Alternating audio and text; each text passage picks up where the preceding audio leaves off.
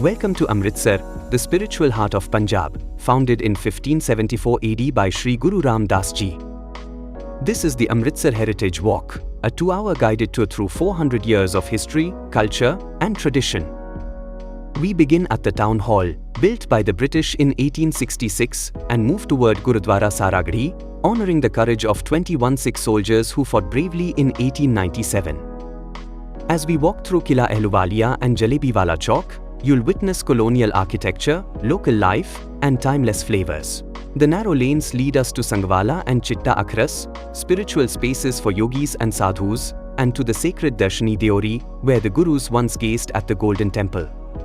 Don't miss the legendary Baba Bohar, an ancient banyan tree still standing strong, or the fresco-filled Thakurdwara Mandir and Chowrasti Atari, fading yet full of charm.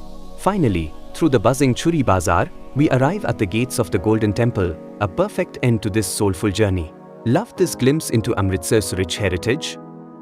Like, share, and subscribe to our channel for more cultural journeys across India. And don't forget to hit the bell icon for updates.